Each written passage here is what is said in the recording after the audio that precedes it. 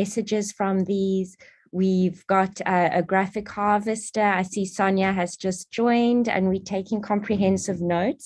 And we're going to be feeding the key messages into the COP Resilience Hub that's in the blue zone at COP27. And there are another 3 regional hubs that are going to be happening towards the end of the month as well. South Asia, Southeast Asia, and Latin America. But I'll hand over to you, Gasa, for when you're ready.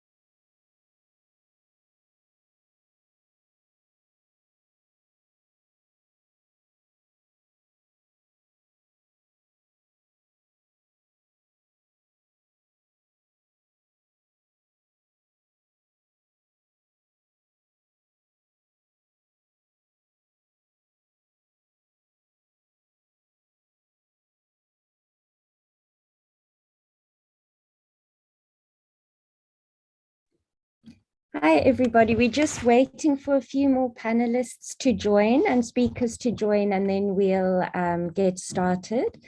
Lawrence, can you hear me now? Is the sound setting all right?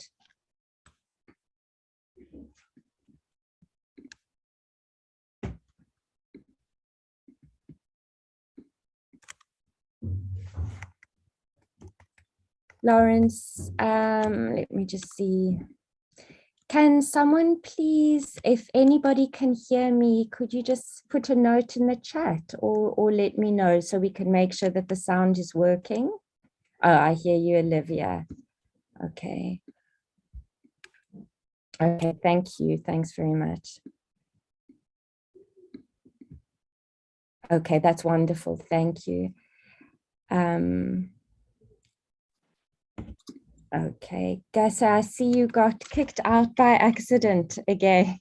Sorry about that. Are you all, is it no all worries. good now? Okay. Yeah, it's good. I'm just sharing the Zoom link with the rest of the panelists. So we have Nada and Nuran. So we're almost there.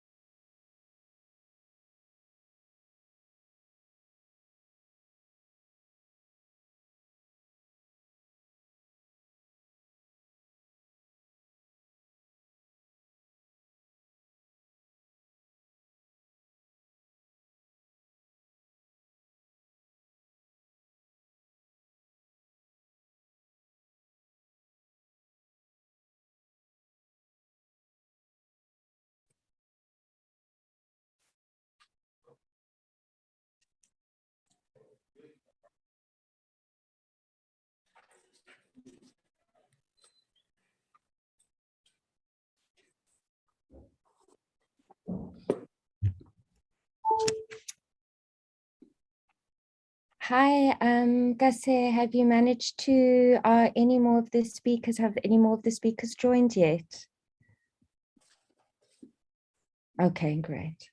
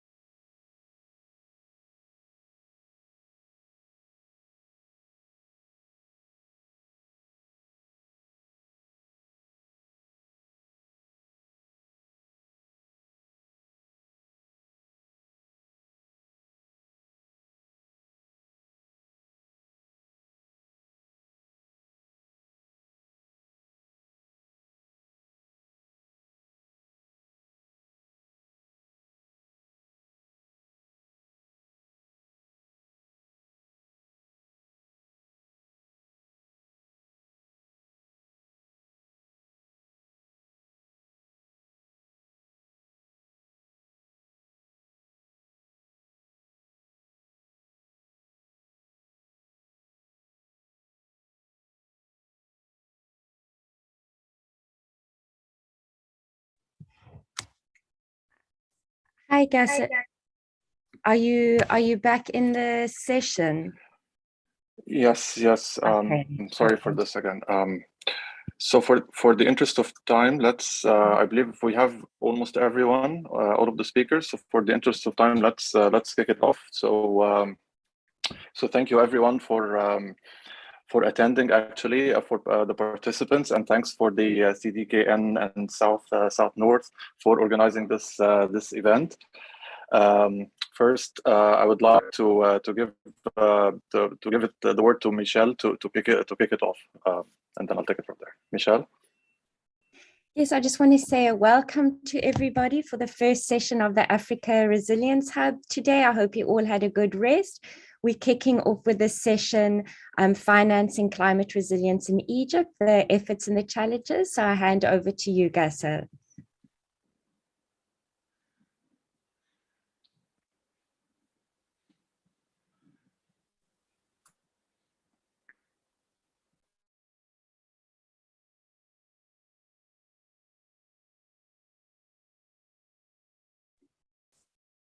So Gasa, you can start the presentations. Do we need to share our screen? It's Okay.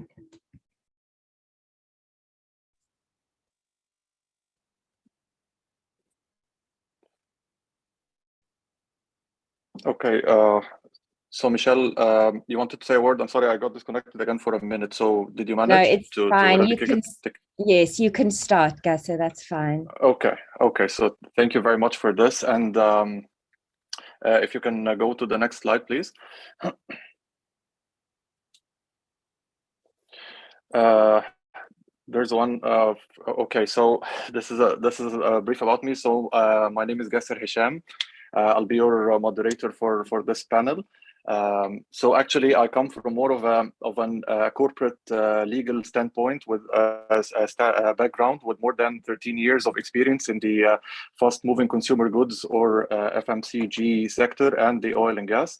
However, like 6 months ago, I decided to take 1 year sabbatical leave from the from the multinational corporate world and the legal world, and I decided to start doing my master's in sustainable development at the University of Sussex. And I'm also have the privilege of joining You Think Green Egypt, the organization that is actually organizing this panel as their sustainability advisor. So if you can, and I would like now to introduce our inspiring panelists that I'm actually honored to share this panel with. So the first speaker is Muhannad Abul Rus. Muhannad is the founder and CEO of two organizations. The first is Life from Water. It's an international nonprofit delivering clean water and agricultural solutions to empower underserved rural communities in Egypt, as well as in regional focus in Kenya, Uganda, and Tanzania. And he has his company has more than 100 projects implemented with a wide range of customized water solutions. such as the water tap connections, water treatment units, as well as solar-powered wells and water pans. Mohanad is also the co-founder and CEO of Waterwell, which is a startup that innovates sustainable and cost-efficient water solutions for both the rural and premium markets through a combination between ceramics and nanotechnology.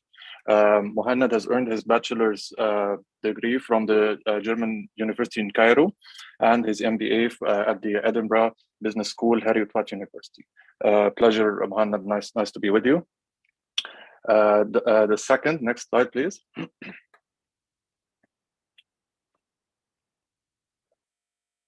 Can we move to the next slide?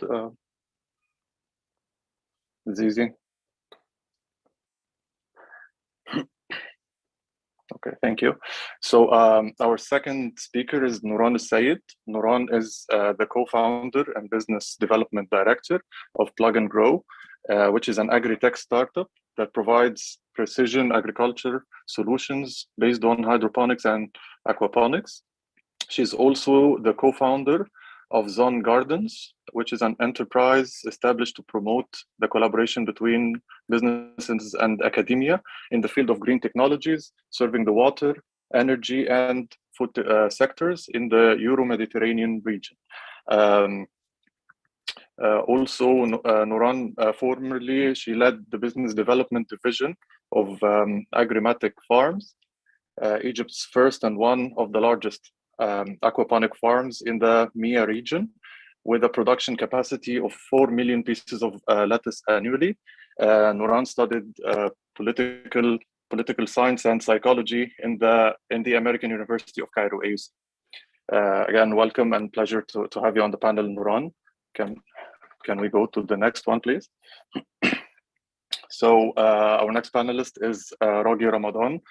Rogi is the founder and CEO of both Noor Nation, which is the first Egypt-based African clean energy startup, which is focusing on bridging the life essentials through decentralized renewable energy and green energy.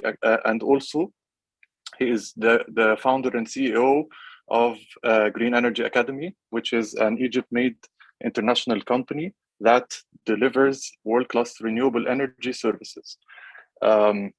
He's also an entrepreneur, member of the US Association of Energy Engineers, and an AEE certified renewable energy professional. He's also a certified ambassador of sustainable development appointed by the Ministry of Planning and Economic Development in Egypt. Over the course of 12 years, Rogi, and through his startups and organization, has managed to deliver clean energy to different remote areas, as well as solar energy and capacity building programs to over 300 trainees across Egypt, Tanzania, Iraq, Germany, and Saudi Arabia. It's a pleasure to have you, Rogi, with us. I hope you managed to join. I didn't see, but I hope yeah, you did. So our next panelist is Hamis El-Gabri. Hamis is a young agri-tech entrepreneur concerned about resilient and sustainable agriculture, with a particular emphasis with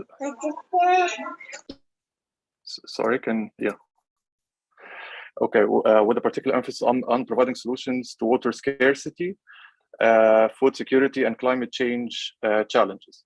Hamis is part of the founding team of Mozera, which is the leading agri-fintech startup in Egypt, which works on bridging or making sure the farmers in different Egyptian communities can benefit from the agri-tech technologies.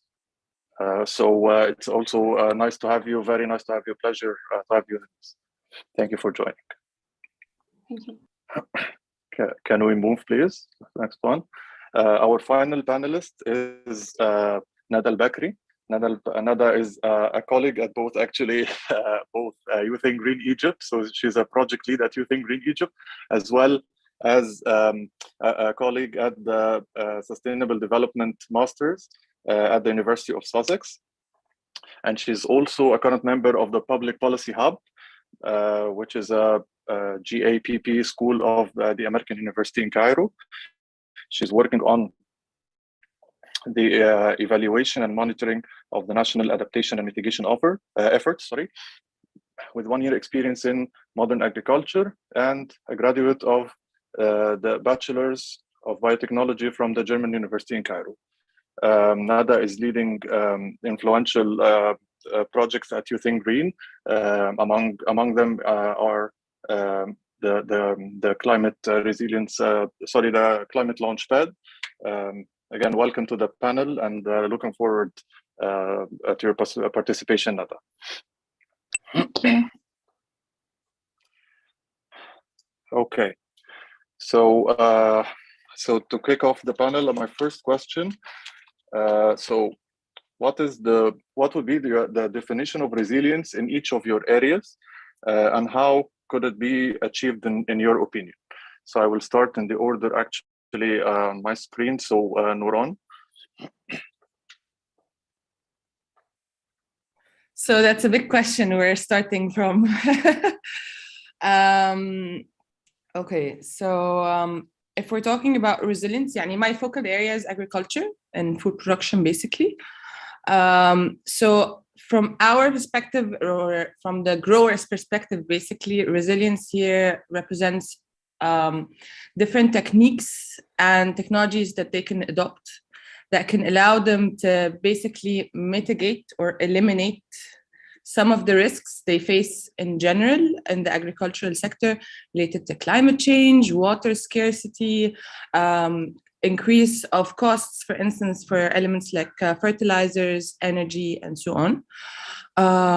Of course, another aspect that is a little bit broader but also important, it's the diversification in general, because more often than not, growers, or the smaller the grower is, they focus on 1 or 2 crops that they're growing, even if it's seasonal. But with that comes a lot of risks in the light of the changes and the unexpected or unprecedented trends that we see in the agricultural sector. So there are a lot of elements that basically add up to the resilience of the grower, and a lot of techniques and technologies that we can basically look into and promote. Thank you. So Muhannad, what would be the definition of resilience in your area, and how do you think we can make it happen? Thank you, Gasser. So in my area, basically with water, but more into the drinking water. So the resilience is how they can cope with the different hazards that come to quality, quantity of water into their houses in different rural communities across Egypt. And this is, in Egypt, it's different. Each area in Egypt has its own challenge, whether it's quality, quantity, and so. But the resilience here, how they cope, because at the end of the day, there's no option. They need to have the water today. So what they do is just how they can get cost-efficient water solution, water alternatives, or cost-efficient ways to clean the water if the issue is the quality, or to get a better water solution on a community level also.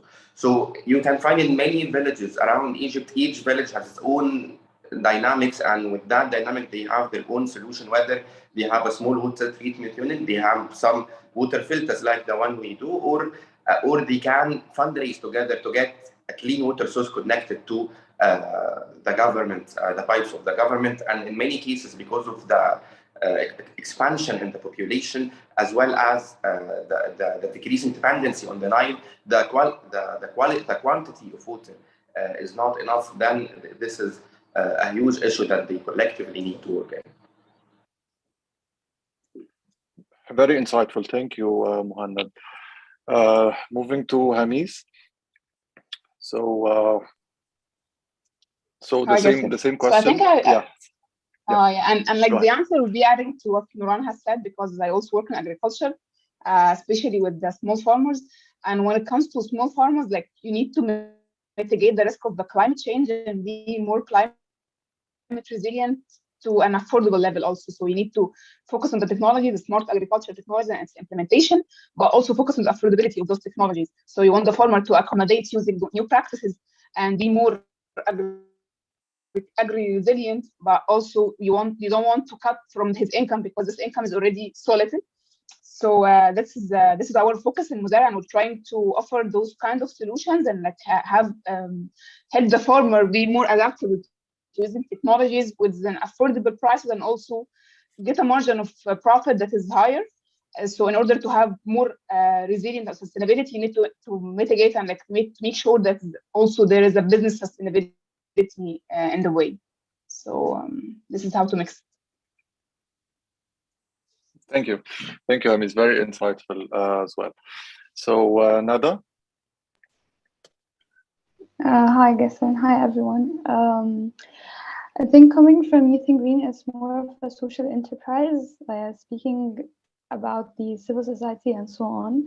The typical focus of a civil society or social enterprise would be tackling the issues and creating business opportunities and giving power to the emergent and vulnerable groups. However, in Youth in Green, there is a lot of accelerators and incubators that focus on creating a pool of startups that are all within the clean tech line of startups, and providing like the mentorship that they would need to enter the market. I think the main issue that maybe facing these startups that are the graduates of our projects is basically investments, and finding the right investor and the interest of an investor. So yeah, I think that's mainly what we cover. Thank you, Nada.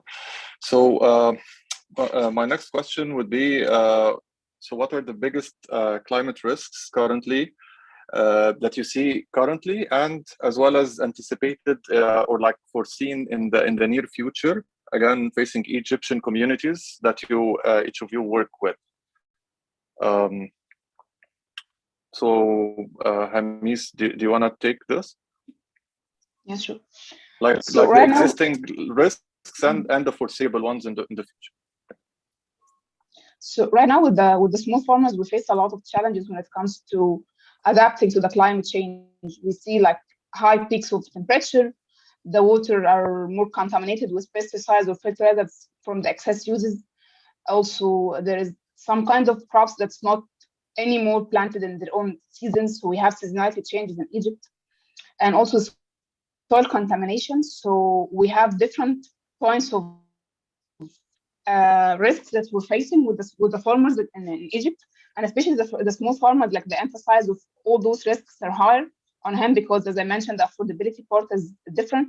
So now what we're seeing is the farmer might plant a crop, and then the climate is really changing, and the heat waves hit this crop, and then he loses all his production, which is directly impacting his income, and which might affect his own decision of continuing farming or not. Like we see a lot of shifts from agriculture into other industries because the practices that we're using are not resilient enough, or maybe like those practices need to be more improved, and the small farmer needs to be looked at with a vision of how to improve his whole cycle. So like a 3,060 services around the farmer in order to provide more production, in order to have an income that's sustainable or stable. But also the foresight is, I believe that the agriculture map is going to change in the whole world. So like we used to plant banana and like mangoes, maybe like it's going to be shifted from Egypt to other countries because like it's really changing. It's a fact. It's not something that we can just see as a future might be. That's not. It's a fact. Very true. Very true. Nuran, since you're working in the same sector, so what do you think? One of the things, I will add to what Hamis was saying. One of the things that we've seen recurring in so many areas and with so many growers is that we see appearance of pests that haven't really appeared in Egypt for 5, 6, 10 years. So that is something that requires, for instance, that growers are equipped with tools where they can somehow predict something like this or forecast something like this. Luckily, we started seeing a number of ventures who are starting to work in this sphere, supporting the different type of growers, basically. We started seeing, as Hamis was saying, shocks in production because of the heat waves, for instance, or the shift in seasons or stuff like this, which is affecting whole crop ranges and whole farms, if we can say so. But this then also coupled with something that is not directly climate, but it comes in the agriculture sector as a fact, which is the increase in price of energy and fertilizers and pesticides and so on. So that really creates a huge burden, a huge financial burden on the grower, and that is what makes their business at a great risk, because the question, as Hamis said, is whether they will continue growing for another season or not. Because even if we're going out of the smallholder farmer scale, even the medium scale farmer is facing a number of challenges and a number of increased costs that are very threatening to their business and to their sustainability. And with the larger scale growers, they have the resources and the tools and the access to actually start working on this or suffering some losses, basically. But this is affecting a lot of it's affecting the sustainability of so many agribusinesses at the moment. Very true, very true. And I think this is where both your startup and Hamis is actually to help do our best to finance this. Okay. Yes. Thank you. Mohannad, what about the water sector? The water sector, it's at the end of the day, it will be connected to the agriculture sector as well. But the biggest challenge here is the quantity of fresh water, the quantity of clean water, with the climate impact, the quantity of the water coming to the Nile, the quantity of rainwater, not just in Egypt, in Africa as well. And Egypt, they don't have that much water like in other African countries, but they have the percentage of utilization of that rainwater is very low. So because of that, the cost of clean water is becoming more and more and more for drinking and for agriculture and for other purposes. But before that, on the basic level, for the drinking, coming to the underground water as well. So Egypt, in addition to the Nile and the rain, Egypt depends on a good quantity on the groundwater. And with the climate change, the level of the groundwater is becoming lower and lower, which becomes harder to the rural communities to get water, because in many villages around Egypt where there is no network connected, they just have the small pumps pumping water from the underground, which is very contaminated as well. So the quantity here affecting the quality, and of course, and then like the domino affect all the other stuff after that. So I think this is the biggest, from my area, this is the biggest challenge, and a lot of strategies on the different levels need to be done in order to be resilient in that area. Thank you. Do you foresee anything on top of this happening in the future if you don't intervene in time, especially in the water sector? For myself, yes, so of course. So it's already there.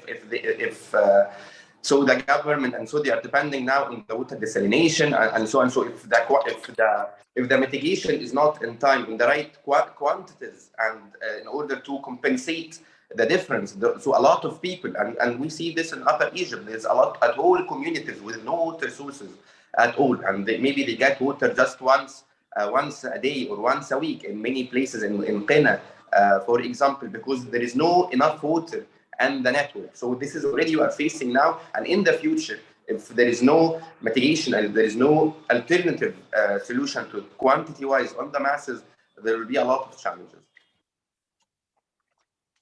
Yeah, very, very clear. Thank you, Mohammed. Nada. Okay, I think I don't have like a specific sector. I'll be talking generally about the civil society and the inclusion. I think one of the main problems the civil society or social enterprises face is the not being approached in a participatory manner within whether the monitoring system or the reporting system or the verification system. and this increases the lack of voice for the upcoming and emergent, whether by startups or interest within the field of taking part in the mitigation or the adaptation efforts to climate change. So I think this itself decreases the interest within the field and causes a lot of problems. It just holds you back. So yeah, I think I tried to cover it from the civil society's point of view. Very true. Thank you, Anna.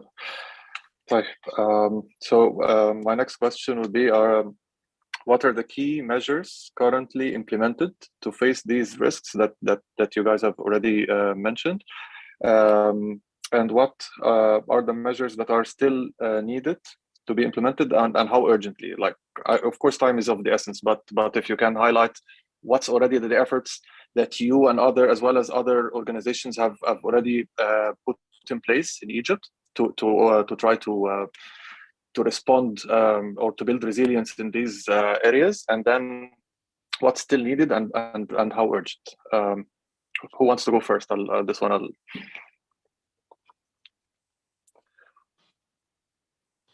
Well, I could go first. Sure.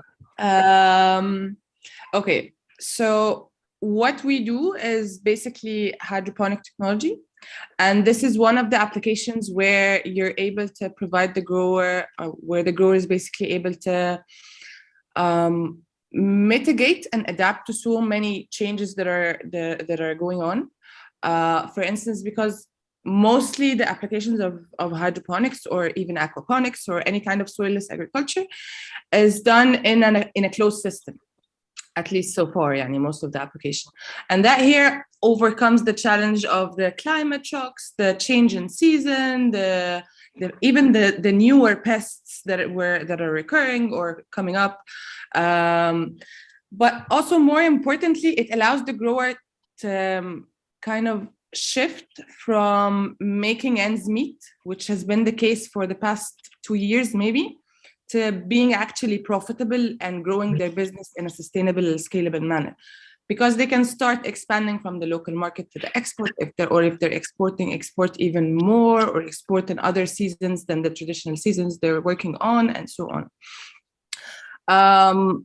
What we started working out, what we have been working on for some time, and there is a progress actually that we can see on the ground now, is that we're now able to provide financing solutions for our growers, because one of the biggest challenges for growers basically in adopting this type of technology is the capital cost. And this is something that has been facilitated with the help of so many entities like EBRD, Finance Motion, and other different types of banks, and even other startups that are working on this. But there needs to be a policy framework that supports this type of transition, because at the end of the day, now this comes at the cost of the grower, and it also is based on their decision. There are a number of policies that are being formulated, for instance, in relation to water usage and their cost and so on. Water for Egypt in Egypt is for free. But I think now, in an effort to kind of limit that somehow, there's a number of policies that are targeting the water usage and all of this, which is going to start to push growers to become more aware of their consumption, become more aware of the tools that enable them to reduce their consumption and make it more economic and profitable for them. But we're still in need of more support in know-how, more support in education, basically, and capacity building of the growers, more support in services and functions that enable them to actually do this type of conversion or adoption. So yeah, there's some effort going on, but there's still a long way to go until the policy framework actually supports this entire approach, basically.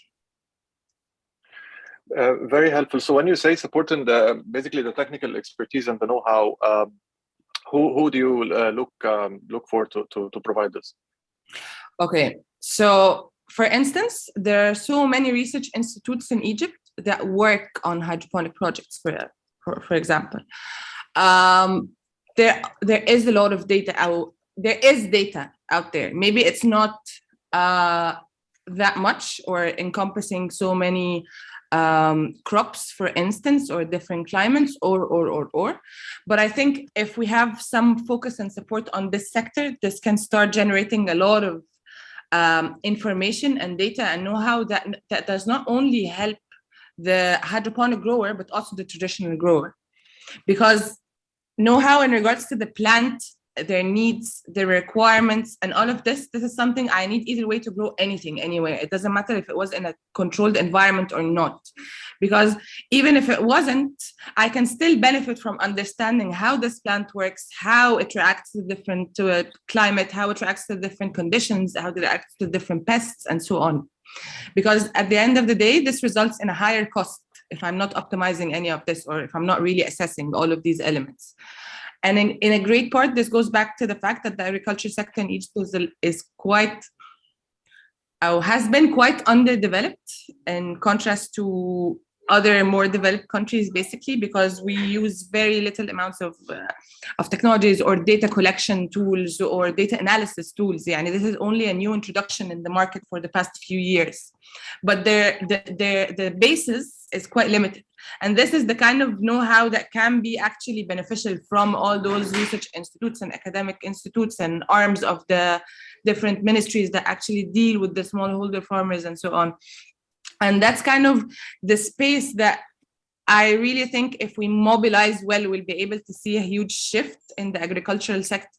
Yani, for instance, in Egypt now, theoretically, there's classification or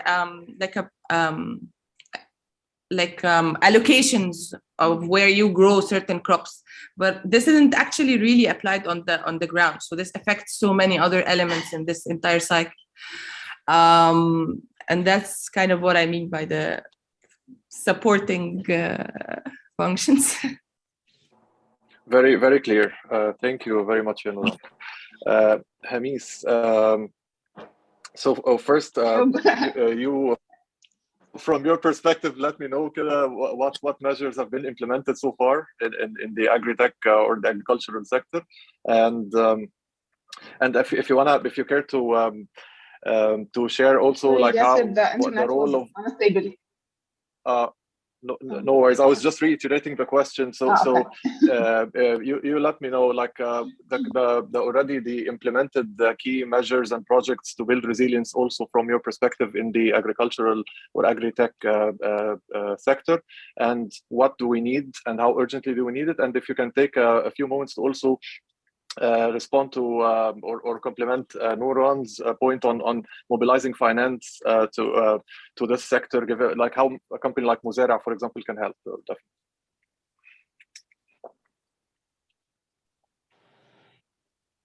Okay, so let me answer this question and I can dissect it a bit. So when it comes to governmental level, there's like huge efforts from the governments in order to be more agriculture resilient. So they're trying to work on this project for the canal lining to reduce the loss of water, especially with the water related to agriculture. Also, there is the huge effort and a huge fund for upgrading the irrigation network. Of course, you know, like we still have some fields that's flood irrigated and it's not drip irrigation. And there is a huge effort and money dedicated for this shift.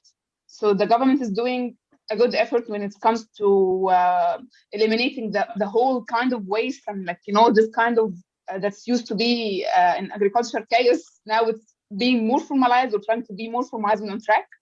And when it comes to the private sector, like there's huge effort from the private sector, whether it's startup or whether already companies that's been working in the field. For the startup, as Nouran mentioned, there is Plan Grow, there is Muzera, there is Shetuzan, there is other startups each one is trying to focus in its own sector. So for instance, when it comes to the fertilizer, now we have a new fertilizer, the bioorganic waste, that's from the bioorganic waste of the compost, that is more, let's say it's a nutrient, it's a nutrient for the soil, but also it's like less chemical and less contaminated the soil. So why not shifting to those kind of fertilizers? For an instance, also there is the projects related to using technology more in agriculture. So Muzera, what we're trying to do is trying to help the small farmer to benefit from the agriculture technologies, the smart agriculture technologies, satellite data, the sensors, if we can complement the cost of it. And there is also different startups working in IoT sensors and satellite data and giving recommendations to farmer in order to upgrade or like use more resilient practices in agriculture. But as I see it, it's not a one-man show. It's not a one startup effort. Those efforts need to be connected in a way and added together in the value chain in order to complement each other. It's not like a scattered offerings here and there, and it's not lined in a way that is adding more added value and systematic added value. And this is what we're trying to do actually in Muzera. We're trying to see who's with us in the value chain before and after, and how we can partner with them in order to provide more solid service to the small farmer.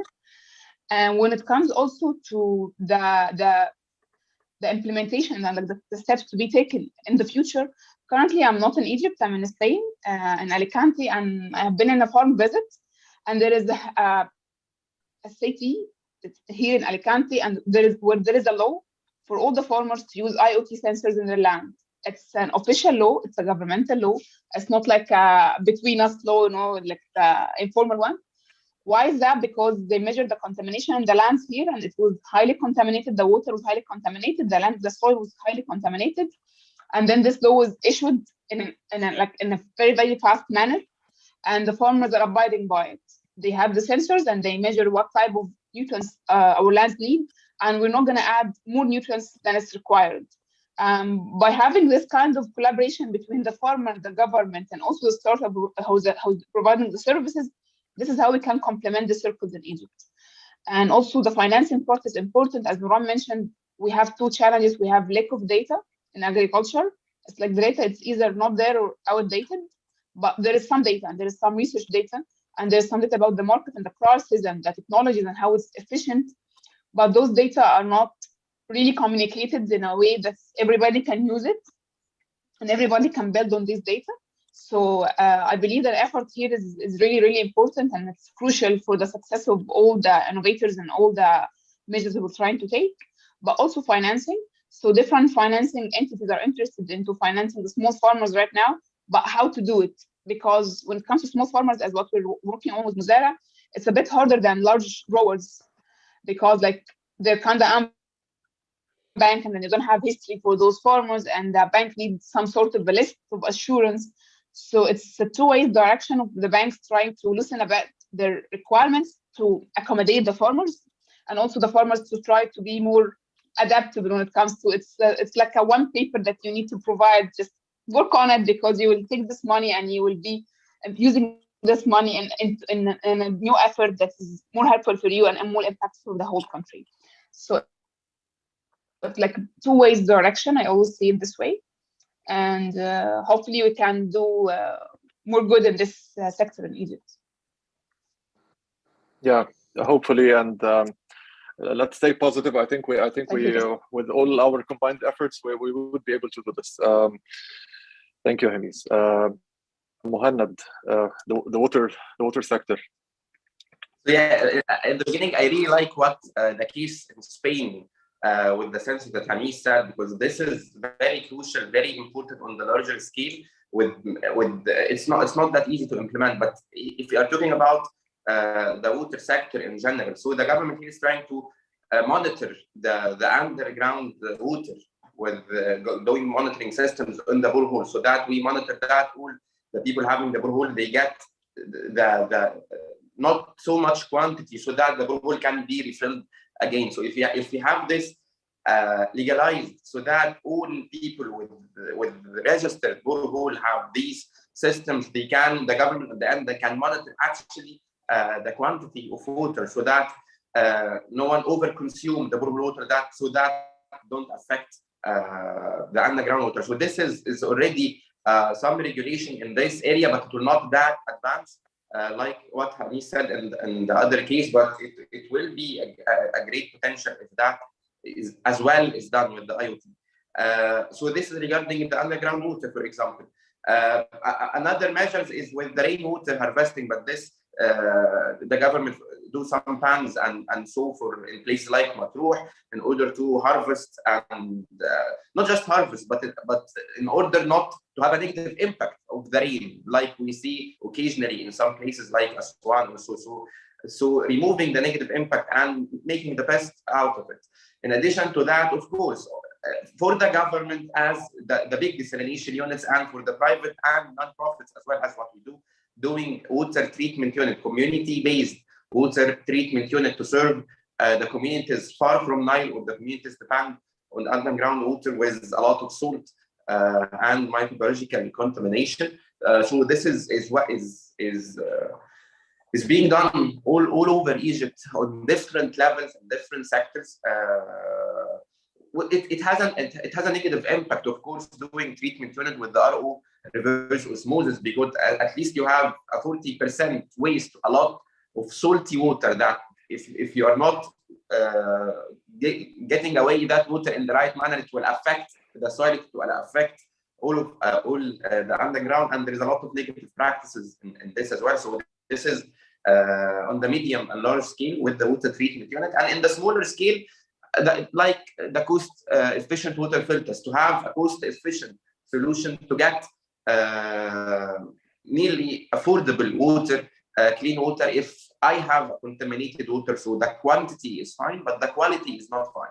So in rural communities and so to have to be able to get access to clean water with affordable solution. In addition to this, there is a couple of innovations. One of them that is being done now on the larger scale, it's called liver bank filtration. This is a project we work with the National Water Company, where it's like a borehole with a unique design and unique criteria that need to be in a certain dimensions near to the Nile inside the government water treatment unit, so that it can double the production of the treatment unit without that huge investment. So, for example, the water treatment unit at each village or so, it can cost more than 20 million Egyptian pounds. The river bank filtration is like a borehole, and it filters the water from the Nile through the different layers of the soil. So the net output of that well, if done properly, will be the same quality like the water coming from the treatment unit. And the cost of that river bank filtration is 1 to 10 compared to the water treatment unit. So what we do and what the National Water Company do in many cases, they connect that river bank filtration to the last stage of the water treatment unit after the treatment. So with 1 to 10 of the cost, we can double the water. So in many treatment units, you can get 30 liters per second. Now you can make it 60 liters per second with minimum cost, getting benefit of the design and the geographic location. So this is a huge intervention, and there is a lot of need throughout Egypt across the Nile that can be implemented. There is other innovations, but they are not that short term. There is a couple of companies doing them, which is the air water generator, so getting water from harnessing water from the humidity in the air. But at the end, this can be used in places doing hydroponics and so, because in the hydroponics, the quality of water is the key point, not the quantity of water as a closed system.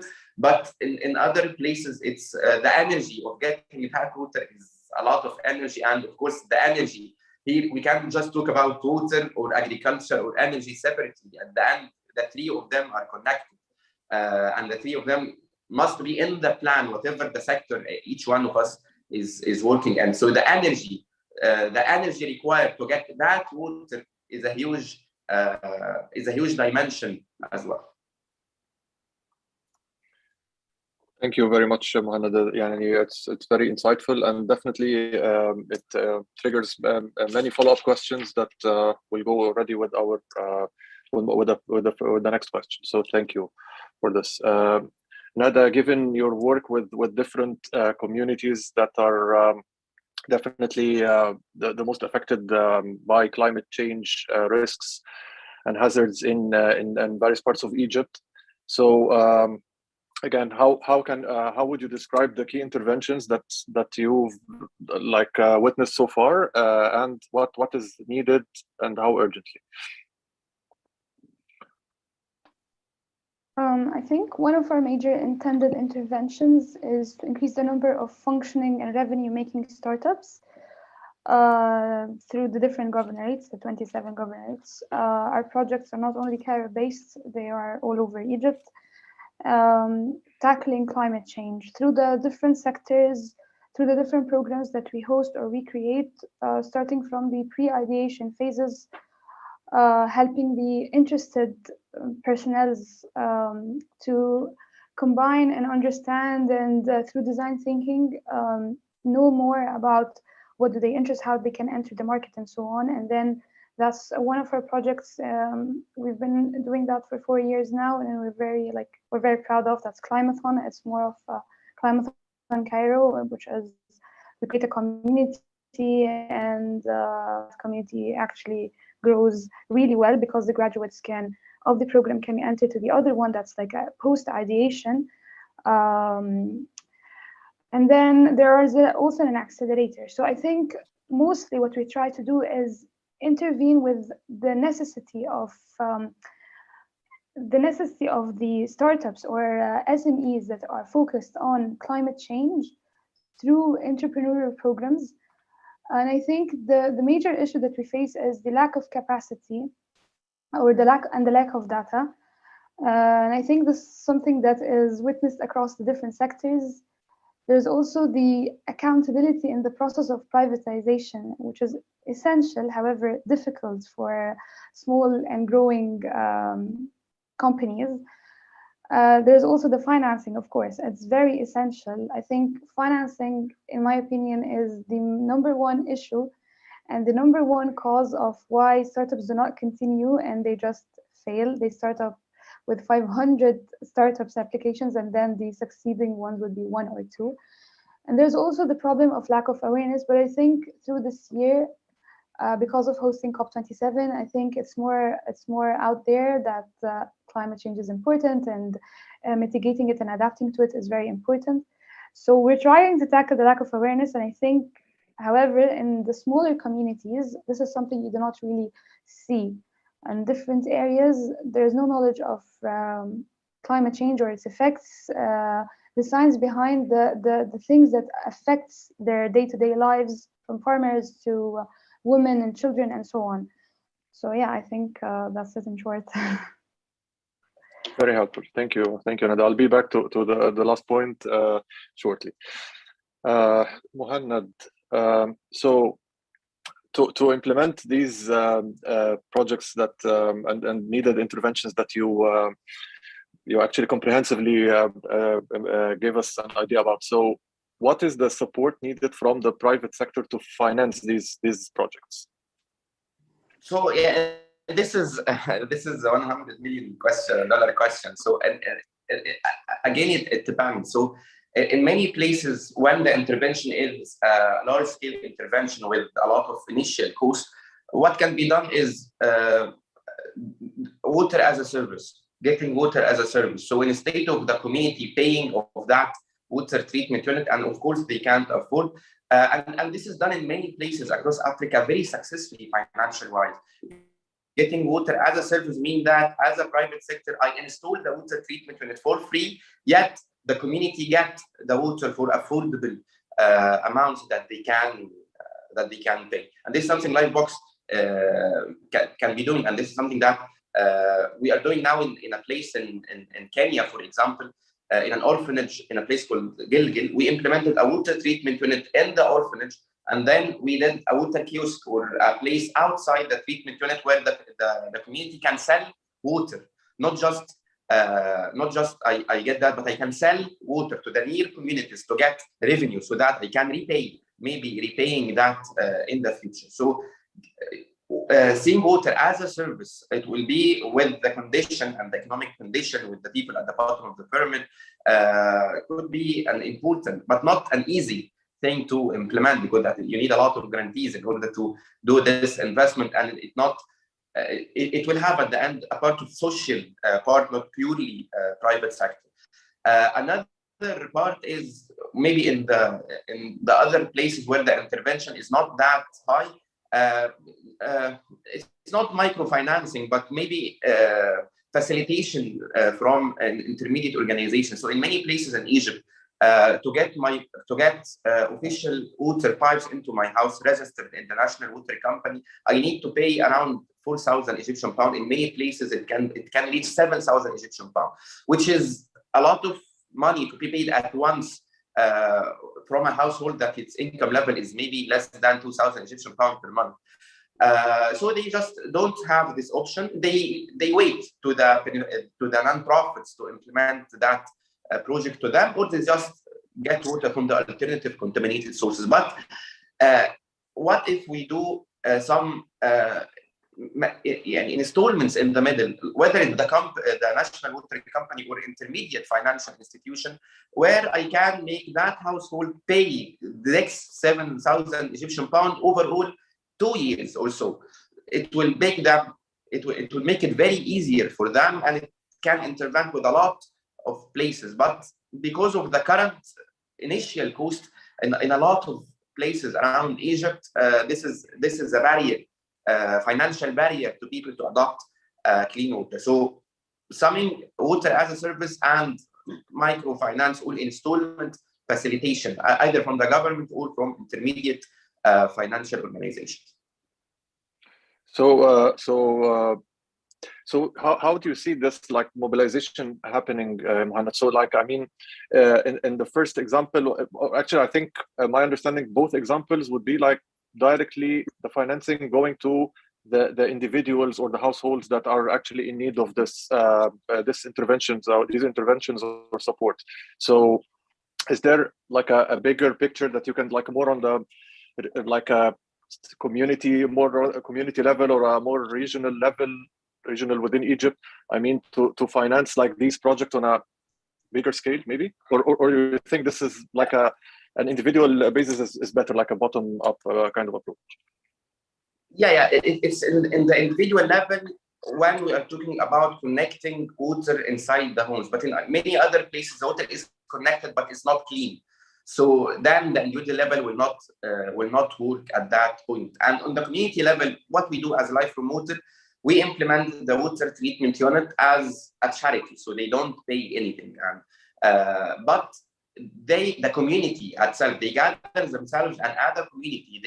We give them the capacity building and training, and they cover the running cost of that treatment unit, all the consumables and so on. And they not sell water, but they deliver water to the houses far from the treatment unit, and they can get revenue based on that. So with the treatment unit community based, you are talking about each treatment unit can serve more than 10,000 people in that village, and can be doubled. So there is a lot of potential profit that the community can get, and it will be a value-added relationship. So both the individual and the local non-profit, and it's not always a non-profit. There's a lot of commercial water treatment units that are being done in places around Egypt to sell affordable alternative clean water. So this is how the private sector in that field, working with the rural communities, can intervene. In addition to that, of course, the larger scale treatment unit, but here you will not directly can relate to the people in the rural communities. Very clear and helpful. Thank you very much, Mohammed. Hamis, so how do you see the role or the needed support from the private sector, both as like the fintech startups or smaller scale companies, and as well as the bigger corporates or multinationals? What is the role that needed in financing climate resilience projects in Egypt? Okay, so let me mention 3 categories. I will start with the first one, which is the banks and financing from the banks. I would say this is one of the major sources of financing, of course, because the banks are the one responsible for financing in the end. But when it comes to having regulation that is more adaptable, more agile, in order to have startups being able to get this money from the banks and also financing the small farmers or like other projects that is maybe not 100% meeting the qualifications or like the list of checks, the list of papers needed. So this is one of the major sources that we need. Banks, actually, more banks are interested, whether it's the national banks or international banks, are interested into financing impact financing or resilient projects, and small farmers in particular. But also more efforts need to be done in this area to adapt for the communication and adapt for the long run of the system like this. In order to get a financing from a bank, it's a very long chain of papers and time. And to loosen this and to shorten this time, it's going to be more efficient. The other part is going to be the impact financing and the grants. So I believe that different entities like the USAID, the GIZ, and other international entities are now interested into impact financing. So they're financing the startups or the companies that has an impact and a social impact or environmental impact. And in return, they're not waiting for you. It's not a lending mechanism. It's not a lend financing. It's a grant in the end. And they want to inject this money into a community that is more resilient, more adaptable, more taking mitigation and into climate mitigation and trying to adapt or implement steps that is more helping the small farmer, helping the community, helping the environment. And the impact financing is one of the major sources of financing. And the third part is the CSR. So I believe that the mega companies, or international companies, PepsiCo, Unilever, etc., they have a very huge CSR departments, and those CSR departments had a major role to play in this sector, in this area. I would say instead of giving money to charity, which is important, of course, to give money to charity, but maybe you can mobilize some of this money to subsidize the cost of a loan for a farmer, or maybe to act as a guarantor if the farmer is defaulted. Us as a startup, we're the one responsible for the farmer if he's defaulted because of quality, because of quantity, etc. But having a guarantor in the chain is important to share the risk, because the risk was once on the farmer, 100% on the farmer. Now there is Muzara and other fintech startups trying to share the risk with the farmer, and also there is a bank trying to share the risk. But also, if there is a guarantor, now the risk is 25% divided overall the system, so it's not a burden on any of those entities. And I believe this more business sustainability and more impact as it's more shared. So those are the three main areas I see the interventions as really important and crucial in order to nourish this kind of projects in Egypt. Very insightful, Amis. Thank you for this. Nuran, so what do you think? So let's start what is the kind of financial support you think needed from the private sector, and like I elaborated, from all different parts of the private sector.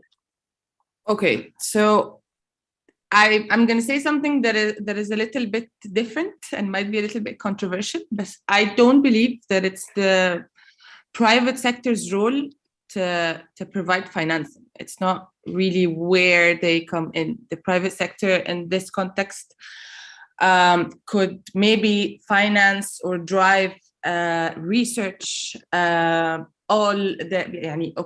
actually converting or materializing the academic efforts to serve industry. And this is where private sector can come in to finance research projects, to finance research institutes or efforts that can basically improve the sector. I believe that the private sector could come in more here as a participant in the development, because they often can afford more advanced and newer services, which in turn, like the case with any technology or any development, the more it is used, the better it becomes, the cheaper it becomes, and the cycle starts improving. So for me, the private sector can foster research or drive research. It can foster the development of technology and the uptake of newer endeavors, because they can simply take the risk. But to be honest, I don't think financing is necessarily their role, but their role in securing the financing or enabling the financing is highlighting economic opportunities, because private sector or businesses in general are the ones who are most capable of creating positive economic cases. So their role here is to highlight how we can basically utilize finances, or how the government can utilize finances to improve a certain sector or to launch a certain program that can be economically positive with positive impact on the society, on the GDP, on water consumption, on food production, and so on. So they can basically be the driver, but not necessarily the money bag, more or less. I like your point very much, actually, and I think some of our participants, our audience, are actually agreeing as well. And I would like to pick up with you on this point in my next question. I want to add also. Go ahead. Sorry. Go ahead, Hamid. No, please. No, because what Nuran mentioned is exactly what I was trying to say, that the source of financing cannot be the private sector alone. It needs to be injecting money through the private sector into the developing of this kinds of projects and into the small farmers, into communities, but not the main sources like from our own pocket as a private sector to finance the small farmer or to finance those kinds of projects. It's a way to create more impact. It's the startup who's understanding the customer. We're the one understanding the behavior of the small farmer more than a bank in a way. But this understanding is not just to give them money, it's to better offer them, and also to go to the bank and give them a list of, this is the KYC of the small farmer. We want you to help this farmer by financing us to finance them. So it's a channel rather than a source. And this is what I wanted to highlight, also adding to what Nuran was saying. Thank you, Hamis. So before I pick up on this point, actually, which paves the way to my next question, I would like to hear also Nada's thoughts on the role of the private sector in financing the climate resilience projects in Egypt. I think the private sector is essential, but of course it does not take place on its own. It cannot work on its own, especially in Egypt. It's a government-led, state-led country where it's mostly top-down systems followed. So I think they come hand in hand. And for example, the Egypt's Financial Regulatory Authority producing the green bond, which is like a bond that would support the environmentally friendly projects and so on. However, in my opinion, I feel like the focus is mainly on the clean transportation and water management systems. I think a pitch of that should be distributed over to other potential areas, even if in a minor percentage, along with the finances by the non-bank financial intermediaries. These are very important, as well as like the greater financial inclusion by advancing fintech and so on. Also, I think one of the essential things that I think we lack is the developing of relevant legal frameworks, and including like crowdfunding and e-payments. Although it's one of the part of the transformation that Egypt is trying to provide and produce and create within our day-to-day life. However, it still needs a lot of support. So I think the private sector is essential. However, it does not work on its own, especially in our context. It needs the government, and it needs some loosened regulatory for them to be able to enter the market and actually affect. Yeah, so yeah.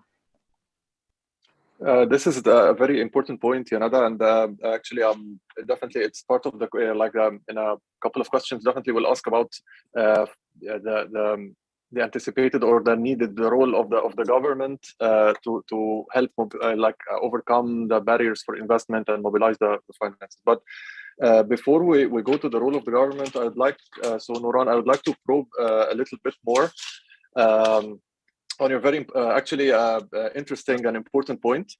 So the way I see it is there are two ways to see it, right? So first, like investing in climate resilience could be perceived as a business opportunity, actually. So it's not just financing something that they have no that the private sector has no role in, or like no responsibility for, right? Like a public good, more or less, right? So it's because of actually the anticipated, or actually the existing started now the existing climate hazards and risks. They definitely impact in so many different ways that the entire value chain that in the end of the day poses a business risk on different companies depending on their scales. It could be like regional or like micro on the micro level, or even on the multinational level, right? So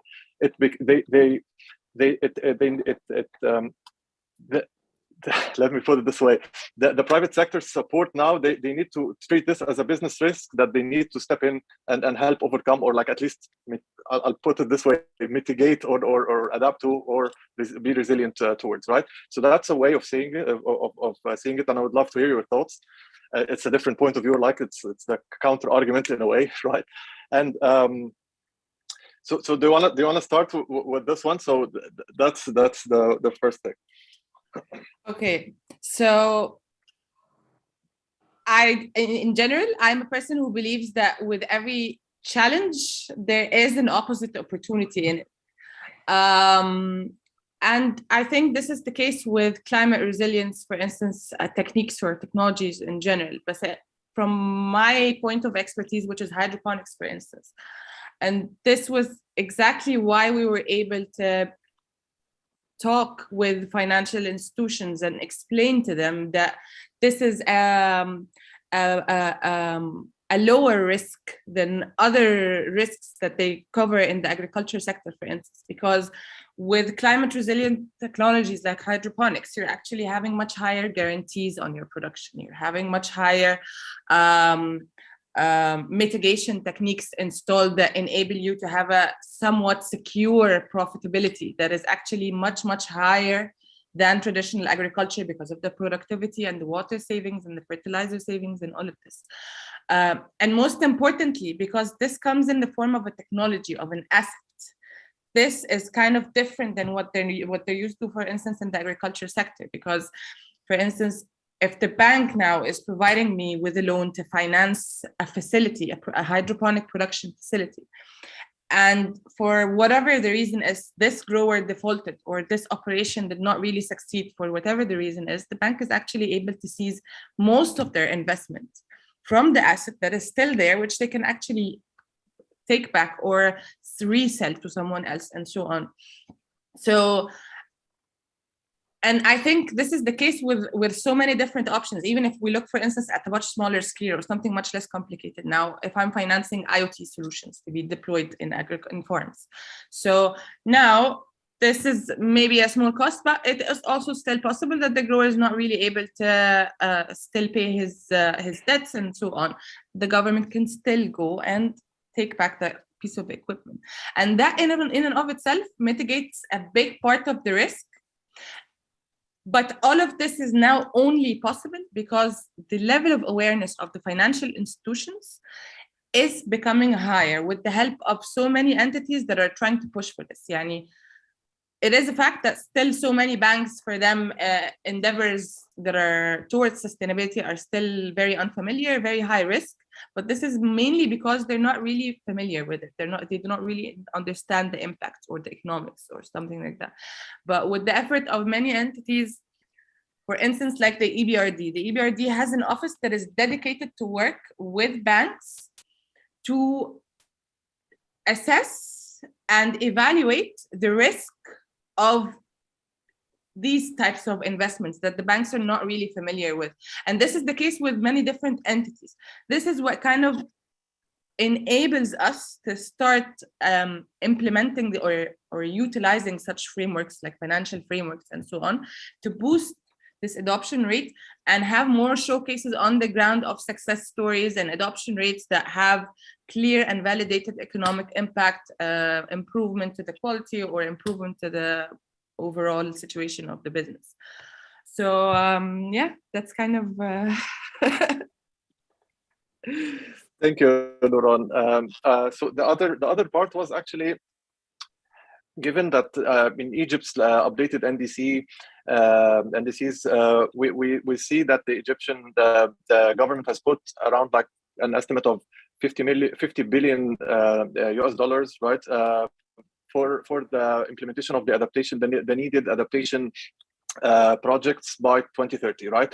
So definitely the public sector funding and international governmental organizations with their other different arms and etc. wouldn't be enough. I mean, like definitely we in another way we need to have the private sector support this. So even if it's a bit controversial, or not, let me put it this way, not all companies or businesses would see it as a direct threat to or a business risk that they need to jump in and finance, right? Like you're saying, it's some would see it's different, right? It's a very different thing. How can we make them intervene more, because we need this if we are to build the needed climate resilience by 2030? Okay, I don't really think that you make them intervene. What happens is that this presents an economic opportunity, and businesses seek economic opportunities. So once you create the economic incentive, they're going to jump in because they want to seize this action that is going on, this booming sector that is taking place. And maybe now our awareness of how many entities or businesses actually serve this sustainability transition or this resilience transition is quite limited because there hasn't been so much focus. But on the ground, there are a lot of entities who are working on this, whether it was private sector, international organizations, so many different institutes. But with the attention that is now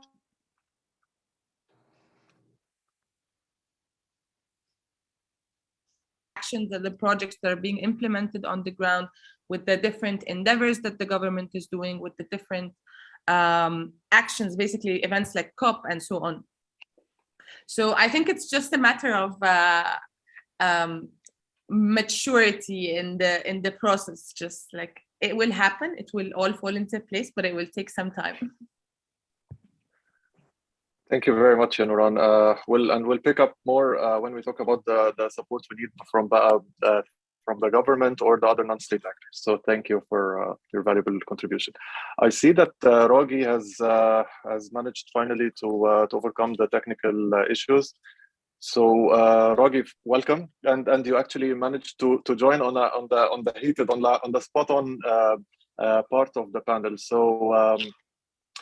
So actually, I would love to hear your thoughts in the renewables sector that you work on. So your thoughts on the role actually of the private sector, the way you see the role of the private sector in financing climate resilience projects in Egypt, and how can we and what is the support needed to mobilize more financing from the private sector, to put it this way? Okay, hello Gasser, hello everyone. I can see here Muhannad, Nuran, and Hamis. Hello everyone. So the role of the private sector, it is actually, in my opinion, it is divided into two parts. The role of the companies that will be selling a service or an end product to clients, for example, a renewable energy service or a renewable energy system. And the other part is the financing partner. Either this financing partner is a bank or non-banking sector like consumer financing companies and so on. In the past few years, we started to see banking sector starting to finance the solar energy projects, for example, under many schemes or from many resources.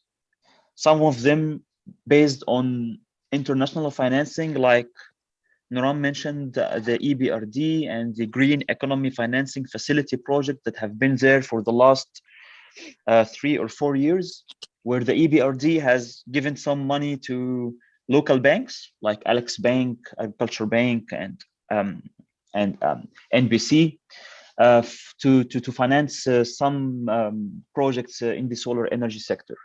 And the other part is the central bank has made an initiative of 5% interest and 7% interest, so that SMEs could be financed if they need anything related to the green and sustainability. However, if you have noticed what I said, this financing doesn't serve startup companies. So for example, if you are in a startup company and you need to receive not you receiving a fund, but financing your consumer. Your consumer should be a company. Okay, so this is one of the challenges. However, other companies like small companies, startup companies, they tend first to serve individuals in the first place, rather than serving institutions, or serving or giving their products to factories or malls, and so on. So the challenge is, although there have been some maturity in the past few years regarding the financing green projects, either it is being to the end users, financing the end user, individuals or SMEs, or financing the company itself, there have been some challenges that individuals who have no incorporated companies, like farmers, need to be empowered more, or on a more level, much more than we see now, actually. And from the other side, startups themselves should have less eligibility requirements by those banks to be financed. Okay, and when we talk about impact investment or impact financing or green financing, it should not go the way other classic or corporate financing happens. So we advise that it is not necessarily that banks should have like 3 financial statements, and companies should have been like having at least 12 million or 15 million Egyptian pounds as a revenue, so that they could be financed. Of course, other initiatives came in, like the Mismeda initiatives for supporting very small projects, including startups and so on. But let me tell you what happens in the behind the scenes. That I am a startup and I have a factory, and I require a debt financing of 10 million Egyptian pounds. And after you wait up to 10 months due diligence process, you receive 2 million Egyptian pounds.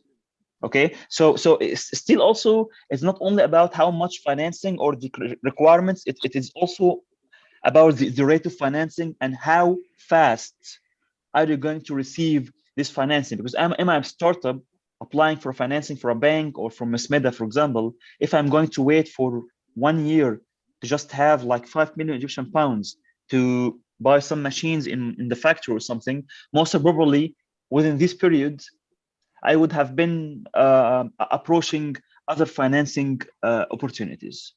So this is about the maturity, and also quickly about the challenges. I'm not sure if I answered your questions, Gasser, but feel free, please, to raise any inquiries to me. Thank you.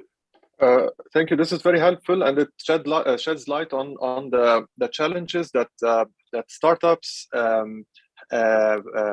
face in during or in order to receive the financing, right? Or specific, to be more specific, specifically to receive loans from the financing entities, including banks, right? So that's very helpful. So how do you see the role of the big businesses, the corporations, again, that are not directly linked or like not immediately linked to the renewable sector? So how do you see their role in also financing the climate resilience, the inevitable, the vital climate resilience projects in Egypt? So how do you see their role, and how can we actually include them or make it attractive to them to invest in this very needed area? Well, this is a very broad question. You know, there's a lot of answer for that. It depends on what do you mean by the role. So they have a role or a responsibility to themselves first, being a green company trying to apply some sustainability approaches, a factory that has an international, it's an international company and has a sustainability vision or a plan to, let's say, apply some energy efficiency in the factory, or maybe have some solar energy projects over the roof. This will be nice. This will be okay for themselves, although they will not be mitigating a lot. But their main role actually should go to those who need it most. So for example, the role could be right now. What I see from big companies in the private sector is that they're trying to cope with the sustainability mainstream, but only on themselves, like in their facilities. Okay, but I'm not sure. I haven't been seen any big company that trying to also serve those who need or the less served communities. For example, when it comes to sustainability, I mean giving grants or funding, and even it happens on pilot phases. Or the other thing, or the other side is greenwashing, but not very effective. But let's answer your question from what is happening internationally, globally. Okay, so not and maybe this could be applied in Egypt. So global companies like carbon emitting companies, for example, like airlines and so on, they try to purchase or buy what's so-called carbon credits.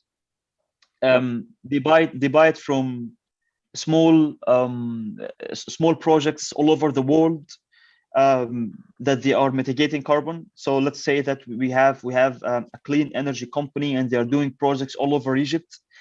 So they hire a consultant or an intermediate company that can actually buy carbon credits and give the money to those end users or the company, let's say farmers or so on.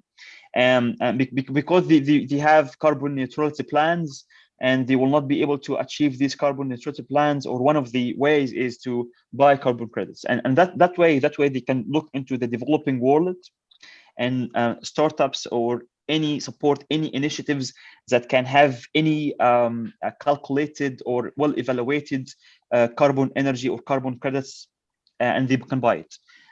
This could be one of the roles or one of the methodologies that could be followed by private companies in Egypt.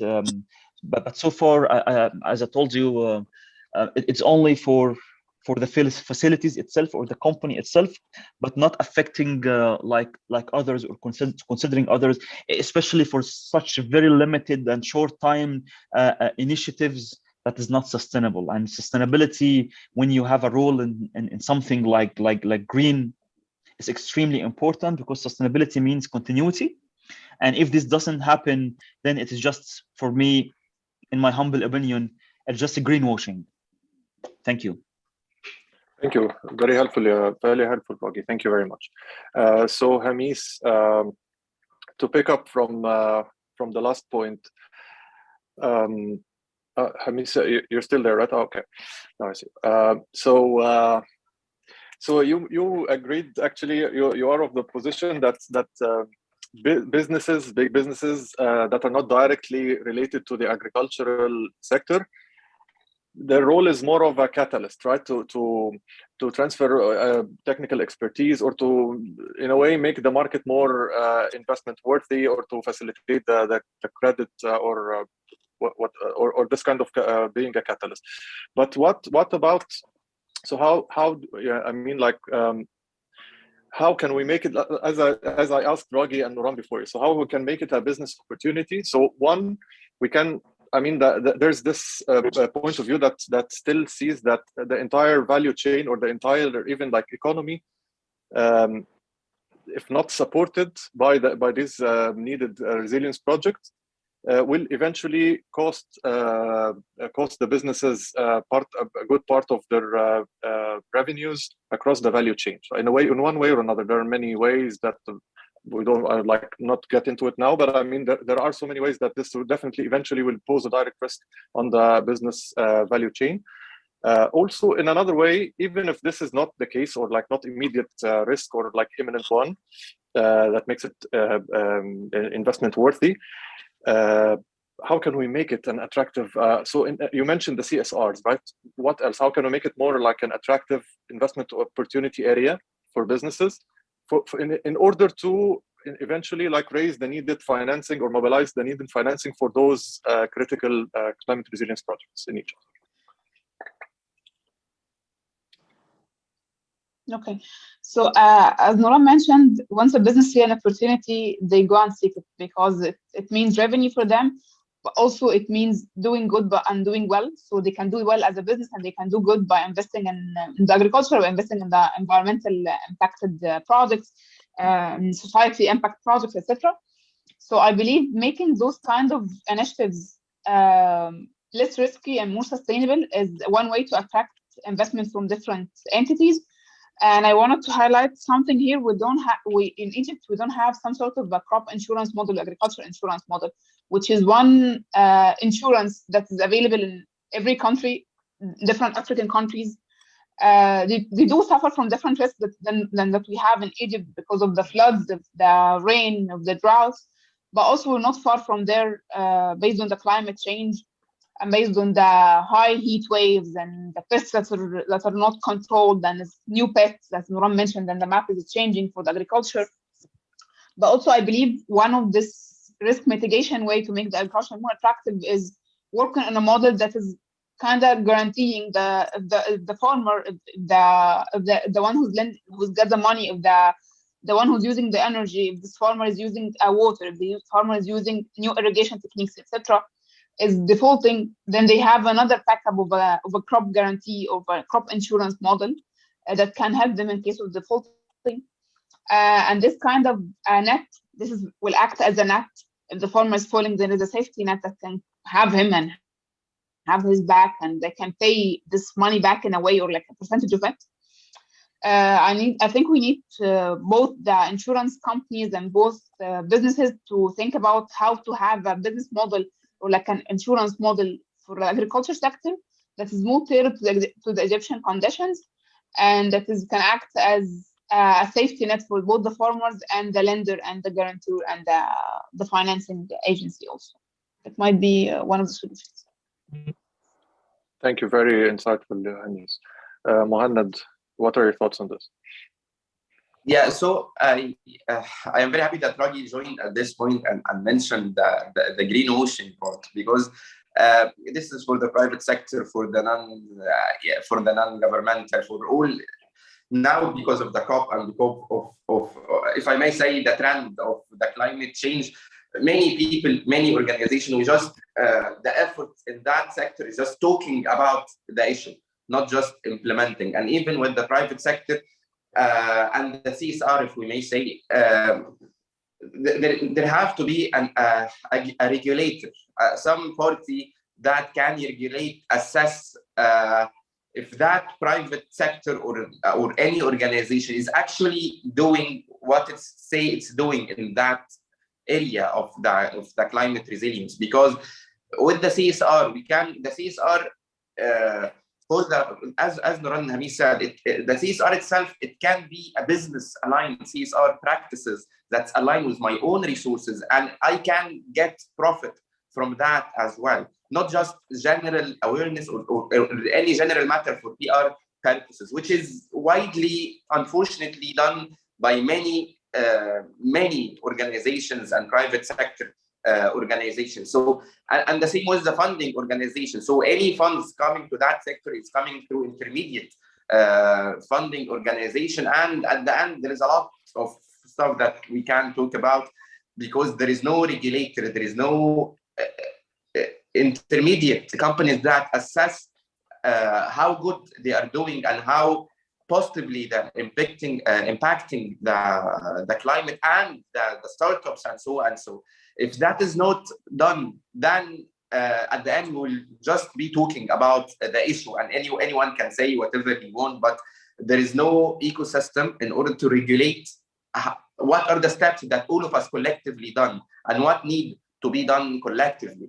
I think this is very important as the other technical part, but here in Egypt, and I think all of us have similar experiences and knowledge of that without that regulation on the big level, there will not be, we will not go fast enough, we will not go efficient enough toward the action, either as a private sector, as a startup, as a non-profit sector, or whatever the sector. Thank you. Very, very, very important point, actually, Mohannad, and also Ragi, who actually raised. Sure, please. please. Can I add something very small to Muhannad what was said? يعني this entire transition has to somehow be driven by governmental frameworks to support it. And a very good example for this is the UAE.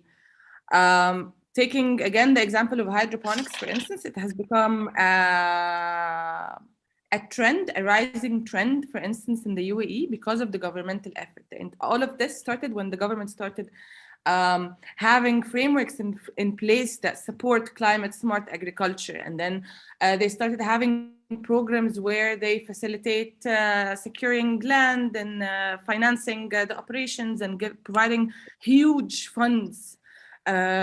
That even not, this did not necessarily mean that the transition was very smooth and that every project that was implemented was successful for so many challenges. But at the end of the day, despite the default and the failures, the industry is developing in the UAE. All the companies that are working in hydroponics are now interested to work in the UAE because they are able to basically adopt this technology, boost it, finance it, and try different things out until they find the perfect recipe for them. So if the government starts implementing frameworks and discussing policies that basically push this forward, we're going to start seeing a lot of development on the ground, especially that specifically the agri-tech sector in Egypt is actually a very good sector. It's simply underfunded and under the radar, if I can say so, because we have so many good calibers that are working on this sector that they serve as experts all over the world, not just in Egypt or in Africa or in the GCC. They serve as superb experts in so many countries of the world. And in Egypt, we have so many perks and positive aspects, for instance, like low costs, like access to so many raw materials and so many different things that can enable us to have a very strong agri-tech sector. But this requires the support of the government, the support of the policy framework that basically incentivizes the growers to do this transition and benefit from it. And also the financial sector in this case will be very keen to take part in this opportunity, basically, because at the end of the day, all of these are financially driven entities, whether it was the government, it was the financial sector, or it was the private sector, or even the grower. So everyone here is looking at the gain and the opportunity.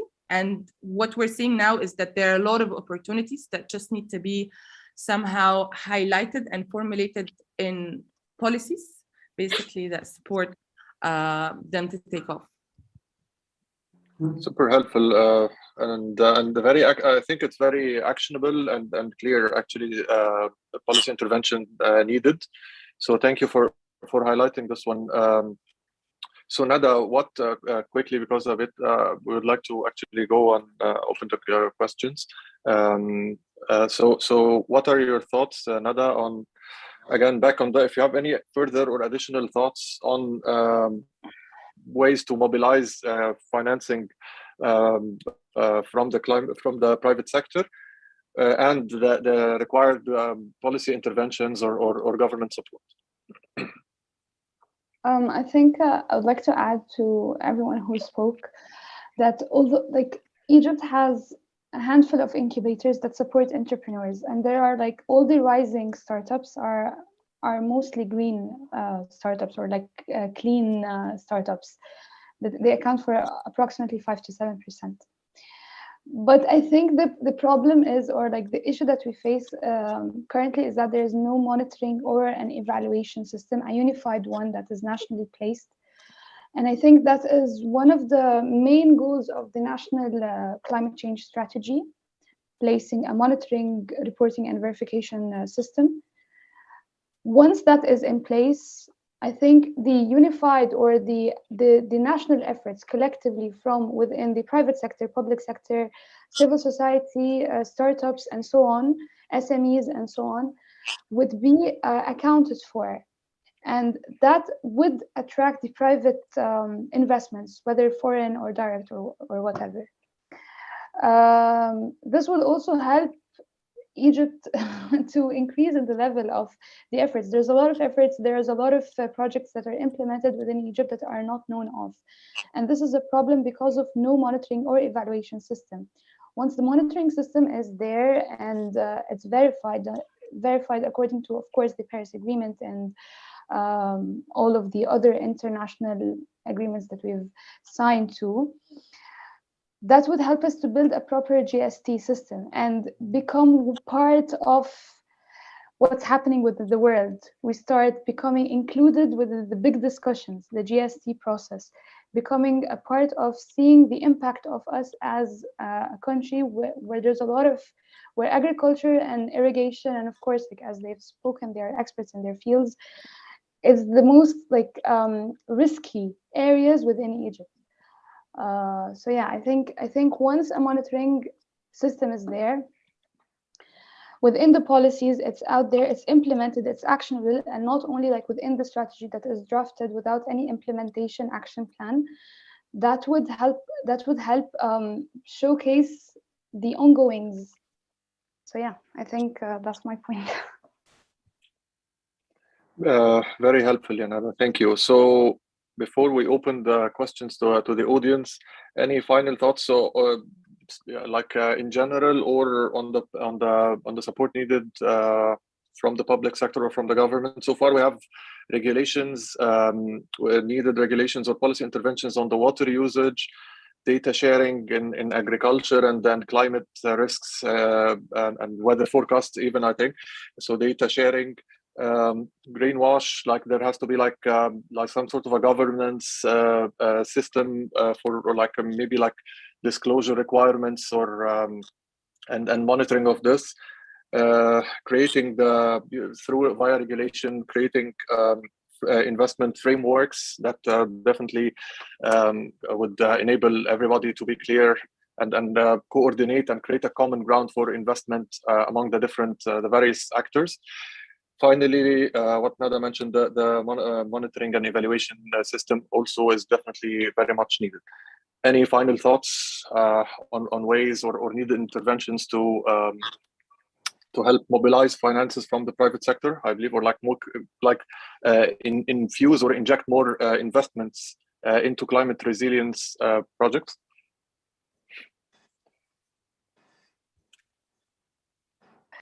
Can I add a point?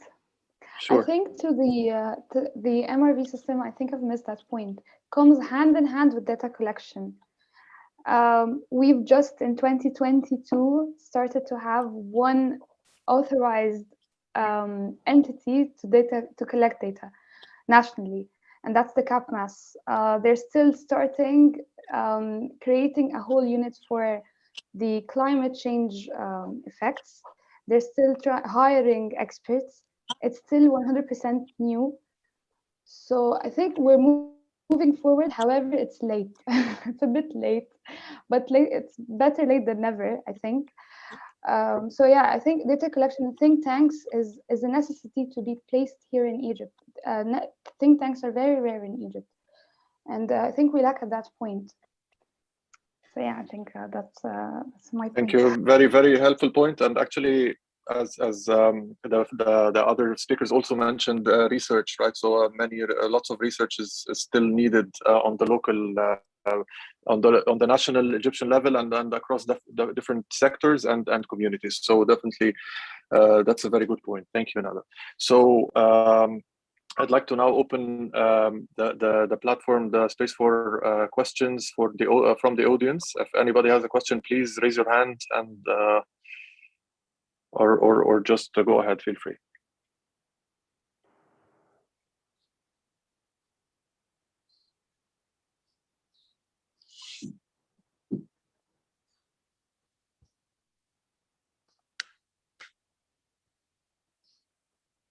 Okay. Any questions?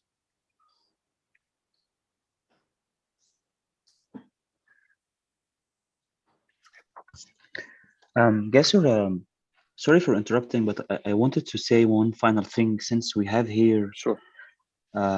We have here actually rising startups like Waterwell, Plug and Grow, and also Mozera. There is something that I really believe in. It's something that I have been believing in for the last few years.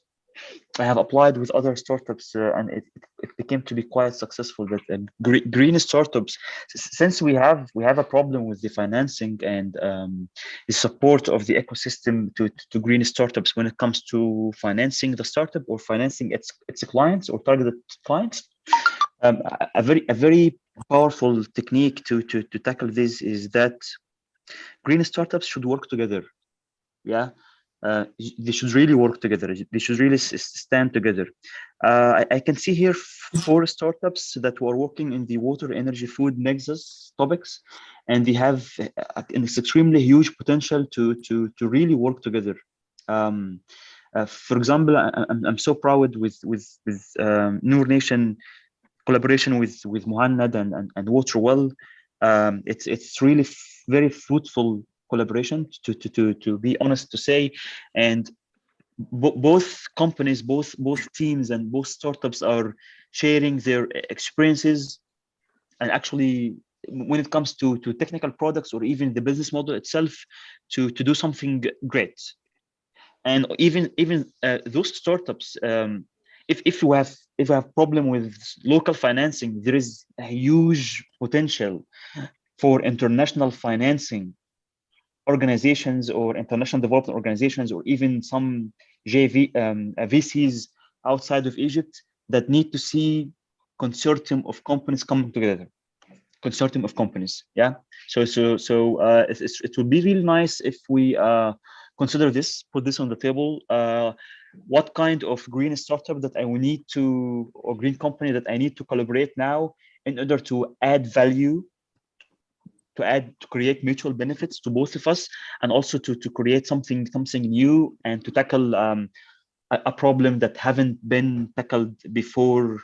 Even if they will do like a prototype, then they will get the financing themselves from any other institutions. So I'm so glad and proud here to be among Muzara, Hamis, and Nurhan again, and Muhannad. And this is the final thing that I want to say. And thank you so much, you guys.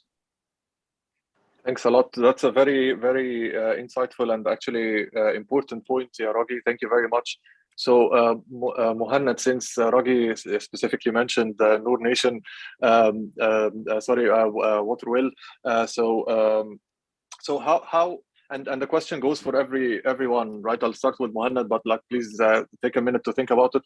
What are the barriers for this green consortium or like a coalition building, or like green company, small startups in the green, so like in different sectors, but they all have to share the same climate or resilience in the end of the day goals or sustainability goals. So what are the barriers? What is needed for them to come together? As in the way that Raghi said, which eventually would make them in a way pave the way for both the framework, right, the right framework, and the coordination to take place, and eventually, or in parallel, hopefully, we don't have to wait, inject finances from the private sector. So, Muhannad, what do you think? I think the main barrier here would be the mental barrier. So as startup, if the startup, see, as Raghi said, if the startup is seeing this as an opportunity or as a threat, so having the collaborative mentality of working with, seeing the other startups as potential partners, not as competitors. This is the main. When I think of like this way, there's a lot of open that will be open, because at the end, as Raghi said, and likewise, we are very proud of partnering with Noor Nation for that, with their Livebox solution, because doing this, a lot of benefits, business development benefits, and if each startup use its own resources, we can save the overall resources. So, for example, for myself, I will need that amount of investment in order to have an accumulated experience in the energy, in this and this and this, to start doing this solution. And the opposite with the other organizations. So if we partner together, the amount of money we need to do work will be less, and we will need more business development in not a lot of finances to work together, and not just business development, but we can work in other sectors. We can enter new markets. So I think this is very important, because at the end, as I mentioned in the beginning, we can't just talk about water or food or energy. As Raghi said, it's the water, energy, food, taxes. And this is on the startup level, on the private sector level, on the governmental level. If we don't think of the three of them as one piece, that we collaborate and we complement that with each other, there is something wrong with that. So I think the collaborative mentality is the key point. And then sitting together in conferences, in panels like this, discovering what startups that share my values, how we can integrate with startups, how we can, even if we are in the same industry, doing the same products, how can we collaborate? Because not just in that, even if we 100% do the same products, collaborating together, sharing experience together, maybe at some point of time I have a client, I don't have the resources, I can refer. So there's a lot of dynamics and potential between different partners. I can say that there is high-level external barriers for this, as you are saying, since we are beginning. But on this level, I think the mentality, the business mentality and the collaborative mentality is the key to a lot of potential. And if we do this, we will not depend on external finances in the strong way that we are depending now, but we will organically grow together. Thank you very much. I think it's a very important key message. So Hamis, in addition, I was already going to come in the line. Okay, you're ready. Go ahead. I think to Muhannad and Radi, it's some of it is the way of thinking and the mentality barrier, but also it's the capacity barrier. Like us in the startup, we're working 24/7 in different projects and trying to move the business and take it forward. And we need to take time to concentrate on the other people in the value chain, other startups, other players in the market, and how we can work together, and actually dedicating time and effort to do so, because all of us are totally consumed within our business, and we need to also be a bit having time to think about the whole value chain, the whole ecosystem, and how we can make more by partnering together, as they mentioned, of course. So it's a call for me and my colleagues here and everyone else. Give the time to think about others, not just their own day-to-day operations and your business, to take it forward. Yeah. Thank you. That's great. I really love the collaborative spirit, honestly. Look forward to this being a follow-up. So Nuran, your thoughts? Well, I definitely support everything Rogi, Muhannad, and Hamis mentioned. But I disagree with Muhannad a little bit on the challenge regarding mindset, because I think there's a big number that are working in the agri-tech or sustainability tech or clean tech sphere. And to a great extent, we come from different mindsets or approaches, and we have similar interests, and we're all facing the same challenges, more or less. But we really lack is the platform. Last year, for instance, I think it was last year, we started this very little initiative of startups or clean tech startups coming together, and actually Nada and Hamis were both part of it at that time. And we started trying to bring together everyone so that we can explore what are the common challenges and what we can work on together to bring about our work, our products, and everything else. We were not really able to fulfill this plan the way we imagined. As Hamis said, it's a huge barrier in regards to resources and time and other kinds of work. But we have sustained the habit of a few channels that we use since then. We've created like a WhatsApp channel where we exchange things. There's a mailing list where we also exchange things. We do periodic calls with the focus groups of them, for instance, energy sectors. We have created actually collaborations and showcases out of it. But the main challenge is that this needs a dedicated team to basically keep working on this and taking it forward. And that's a huge commitment that maybe none of us were able to fulfill so far. But I'm certain something like this, at least we're going to be interested to continue working on something like this in the future. We're not really clear on how, but we're trying to sustain the connections and the communication and the participation. Yani, a result of this was that we partnered with 3 other startups that are working in the sector. After that, we established further connections with other supporting entities, because most of us, yes, are in the same clean tech domain, but each of us actually is an expert at a certain point of the value chain. So there isn't really reason for competition. There's reason for collaboration and reason for showcasing all of this and trying to overcome the common challenges. Because, for instance, data is a challenge for everyone. Even if we're competitors, that having access to data for everyone is going to help everyone. So I think it's a work in progress. Maybe we'll see something come up next. Maybe Using Green carries on this huge vision on behalf of all of us. I think Well, we'll definitely see. we would be interested. Definitely. Thank you so much for this. Nada, any final thoughts before I wrap up? I think Nuran summed it all up because I was working with her at that time. So it's exactly what you said, that there are common challenges. Data is a common challenge. It was very nice to see everyone come together with the collaborative spirit. However, the problem was, who's going to provide the solutions? Who's going to take the initiative and who's going to stick to it? And it's like you need an enforcement to stick to it, with, of course, with every other responsibility and all the other projects that's going on at the same time in parallel. So yeah, I don't think I have any extra comments to what Nuran and Hamis have said. I agree. Well, very well put, everyone. And guys, thank you. Seriously, thank you, Nuran, Nada, Hamis, Ragi, and Muhannad. It's been really a pleasure to be among inspiring leaders of the future, actually, of the clean tech industry in sector in Egypt. Thank you very much. Thank you very much for everybody who attended, and for CDKN and South North for organizing this session, and hopefully we'll see more of this and more collaboration. Thank you so much. Have a great day. Thank you, Thank you, Kassan. Gaisel. Thank you, everyone. It's been a Thank real you. pleasure.